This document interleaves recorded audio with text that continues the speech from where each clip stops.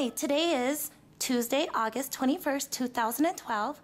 We are interviewing Michele Tigelaar. She is the Junior League of Albuquerque's president.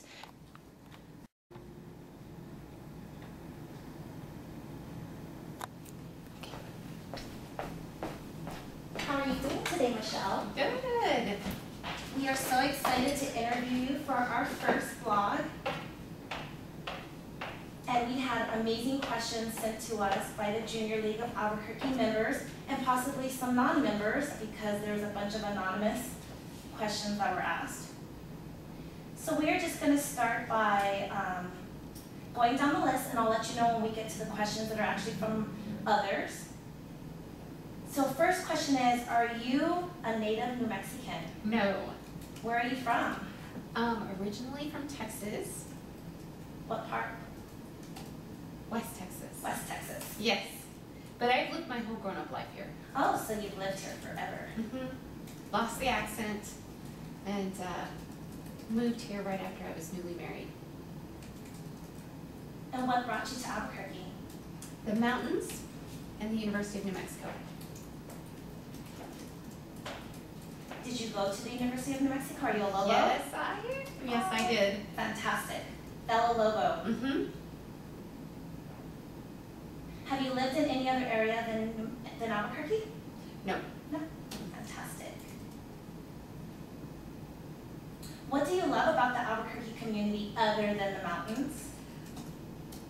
Albuquerque is like the biggest little town you ever lived in, and if there's anything you want to be involved in, or if you want to make a difference in any area, it's very easy to get connected and start participating. Fantastic. Do you mind telling us a little bit about yourself, such as, your family, your profession, all that good stuff? Well, I'm married and I have 3 little girls. I just took a new job at APS as their grants writer and manager, which is exciting and fun, so there's a lot of things I'm juggling. That's fantastic. What are your hobbies outside of being in the Junior League of Albuquerque? Before I had kids, I had lots of hobbies. But reading, and I would say the Junior League's a hobby. It's like the best group of women you'll ever meet, and I learned so much from them and laughed so much with them. So the Junior League is my biggest hobby, and after that, I used to get to hike and scuba dive and play a lot more, but now it's just family and fun and friends. That doesn't sound too bad. No, it's great. So before you joined the Junior League of Albuquerque, and by the way, when did you join the Junior League of Albuquerque? 2005. 2005. Right after I had my second baby, so I felt very uncool. And like I didn't have anything in common with all these young, fresh people, which was totally wrong. There was lots of great women at all different stages. I was just so tired. I didn't realize it. So. Well, what made you join the Junior League? We were going to stay here, so I wanted to be connected to my community. I also felt like I was having all of these girls. I really needed to know deeply how great women could be and how great they could support each other and work together with groups of women, since I was going to be raising girls. Wow, that's fascinating. What do you love about the Junior League of Albuquerque? Let's see. That's tough questions, because every year it has changed for me. My first year, I loved the volunteering. My second year, I realized how we had been making a difference for many, many decades and how we do impact the community. And now I would say what I love most is the training. I think that JLA, the Association of Junior Leagues International, and our own league here, they're putting out terrific trainings for women that will help them both to be skilled volunteers and help them in their careers, and even help them with relationships or any kind of effort that they're wanting to be a part of in the community to make a difference. Oh, that's great. That's a great answer. And from my own experience, it's what I loved about my first year was volunteering the most too, so that's pretty neat. But it does change the more you get to know about the league. Okay. The more you put into it, the more you get out of it. Please describe your year as a provisional, although it was many years ago. Well, like I said, I just had my second baby, and it was a year that I just put in the work so I could join the organization.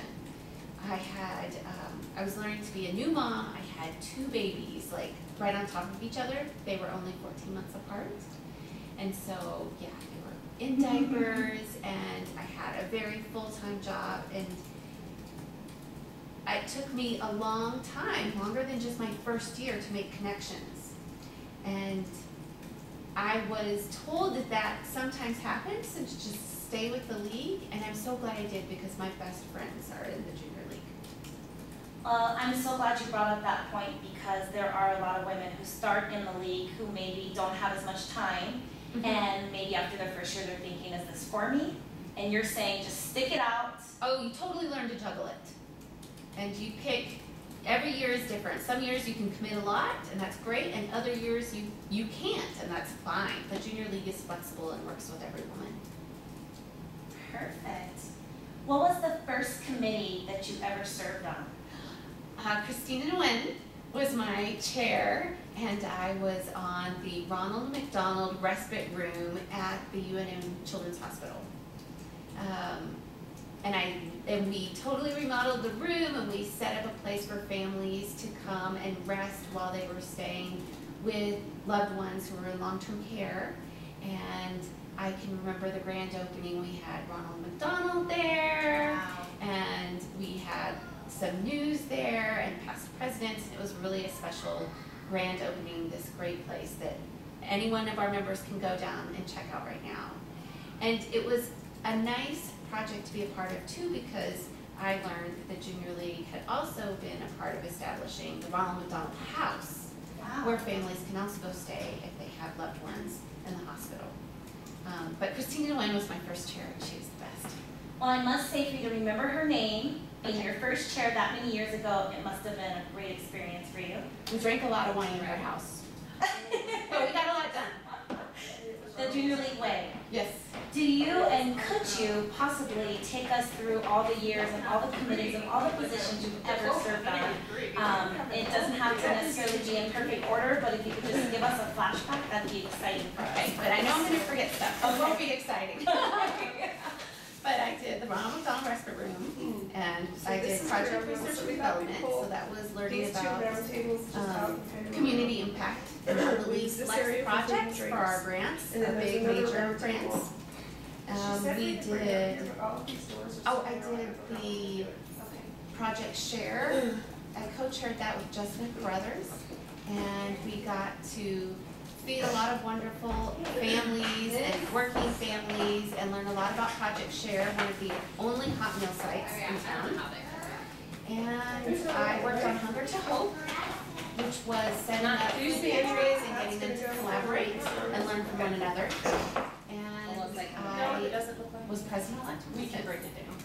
I know I forgot stuff, but they were all great committees. Well, and those are all very different from each other, so it seems like you've had a well variety in the league thus far. What has been your favorite out of all of those? Every year is better than better. I love being president, but I was just gonna say, spoken true from my president. Every year is getting better. Fantastic. What is the most memorable experience you've had on there? And it can be just anything. Probably my most memorable experiences are, well, the events are a blast. I do like the special events. I think they're a lot of fun, and it's great to go to events that are thrown by your girlfriends, and you go with your girlfriends, and then you drag your boyfriends and your husbands too. Those are riots. And I also liked being thrown into uncomfortable situations. Could you give us an example, please? Well, the league encourages you to go and volunteer in places you've never volunteered before, maybe in parts of the city or with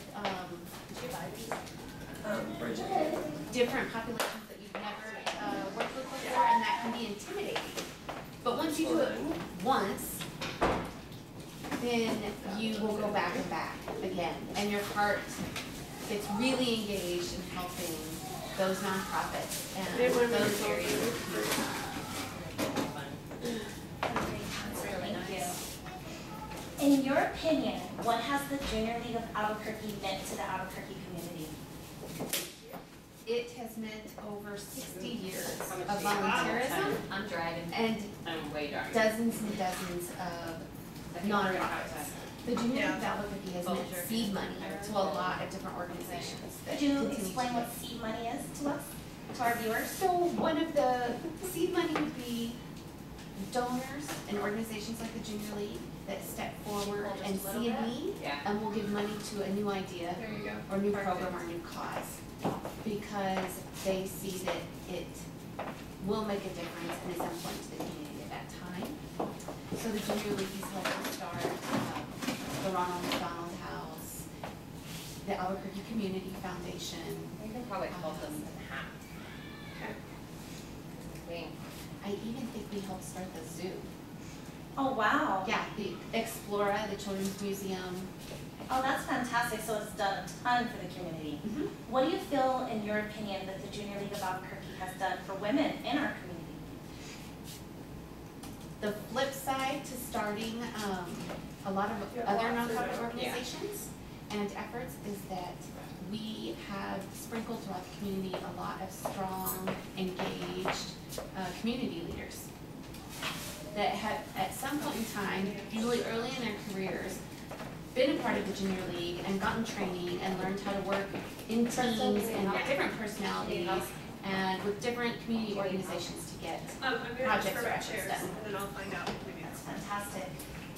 What do you feel that the Junior League of Albuquerque's greatest impact has been in the years you've been a member? Ooh. So, impact can be measured in a lot of different ways. We have, I think, been making a lot of strides and energizing our training programs. And we have been making a lot of strides in having a laser focus with our community impact. When I first entered the league, our community impact projects were changing every year, which was great. But some of the members realized we could make a bigger difference both training women and in making a difference with a need in the community if we picked a focus and stuck with it for several community impact projects for 3 years to 6 years. Oh, wow. Can you give us an example of what a current focus would be? Hunger. We are in our final year of focusing on hunger. And so we rolled out that our community impact projects will try to intersect with hunger, but we have also launched our mini grant program, which allows us to dive into other areas of the community too.